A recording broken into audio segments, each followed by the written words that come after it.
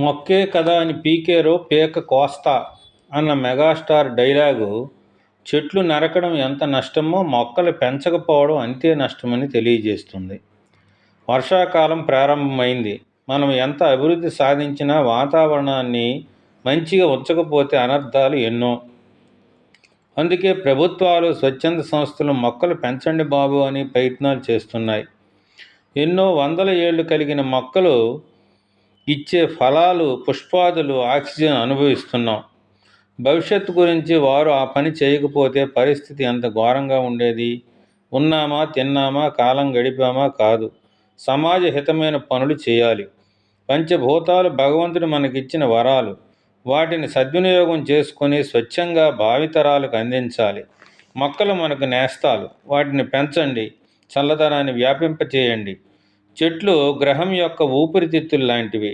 అవి కార్బన్ డైఆక్సైడ్ని పీల్చుకొని మనకు ఆక్సిజన్ అందిస్తాయి. మానవాళికి మేలు చేసే చెట్లు ఏవి అనేది స్కంద పురాణంలో చెప్పబడింది.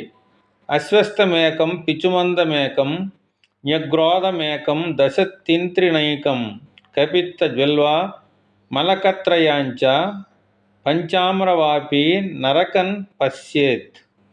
అశ్వస్థ అంటే రావి, పిచుమంద అంటే నిమ్మ, న్యగ్రోధ అంటే మర్రి, తింత్రిణి అంటే చింత, కపిత్త అంటే వెలగ, బిల్వ అంటే మారేడు, ఆమలక అంటే ఉసరి, ఆమ్రహ్ అంటే మామిడి.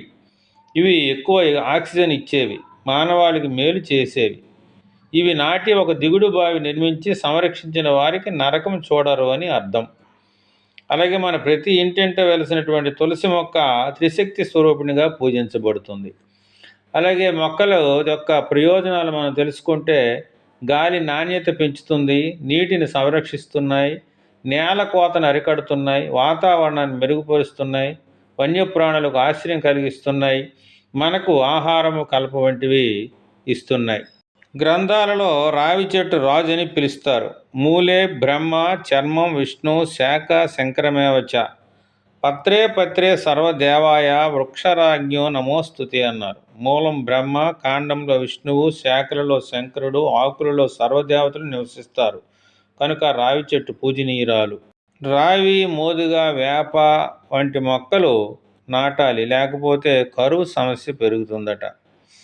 అలాగే మన దేశానికి, అలాగే మన వాతావరణానికి మంచి కాని చెట్లు కూడా ఉన్నాయి. అవి ఏంటంటే, అయితే వృక్ష విజ్ఞానాన్ని పరిశీలిస్తే గుల్మోహర్, నీలగిరి వంటివి మన వాతావరణానికి మంచివి కావు, చెడే చేస్తాయి. ఔషధ గుణాలు ఉండే మొక్కలు చాలా ఉన్నాయి. అవి విలువైనవి, ఆరోగ్యానికి ఉపకారమైనవి. అలాగే వాతావరణంలో నీడతో పాటు చల్లదానాన్ని ఇచ్చే మొక్కలు ఏవంటే వేప, కదంబ, మునగ. అలాగే ఇంటిలో చింత, బబూల్, రబ్బరు మొక్కలు వంటివి ఉంచకూడదంటారు. అలాగే చెట్లలో ఎక్కువ పండ్లనిచ్చేది పనస చెట్టు. అలాగే ఇంట్లో ఉండవలసినవి అమెరికన్ హోలీ మరియు డార్ఫ్ యౌఫాన్ హోలీ వంటి రకాలు ఉంటే మంచిదట. పుట్టినరోజు సందర్భంగా బాన్సాయి చెట్టు బహుమతిగా ఇస్తే శాంతి, ప్రశాంతత ప్రేరేపిస్తుందని అంటారు. అలాగే అత్యంత విషపూరితమైనటువంటి మొక్కలు కూడా ఉన్నాయి. అవి ఇండోర్ ప్లాంటు, యూఫోర్బియేసి కుటుంబానికి చెందిన ముళ్ళ క్రౌన్ యూఫోర్బియా అంటారు. వీటి వల్ల సమస్యలు ఉంటాయి. వృక్షాలని పెంచండి అనే నినాదాలు జ్ఞాపకం ఉంచుకున్నట్లయితే తప్పనిసరిగా మనకి వృక్షాల మీద అభిమానం పెరుగుతుంది. మంచి మంచి రేపటి కోసం ఈరోజే ఒక చెట్టును నాటండి అంటారు. నేడు ఒక చెట్టు రేపు ఒక అడవి అవుతుంది. ప్రేమ ఒక చెట్టు లాంటిది. అది దానంతట అదే పెరుగుతుంది. దానికి స్వేచ్ఛగా పెరగనీయండి. కార్బన్ పాదముద్రలు తగ్గించండి, ఆకుపచ్చ ముద్రలు పెంచండి. పచ్చగా మార్చండి, శుభ్రంగా శ్వాస తీసుకోండి. జ్ఞానవంతులుగా ఉండండి, చెట్లు పెరగనివ్వండి.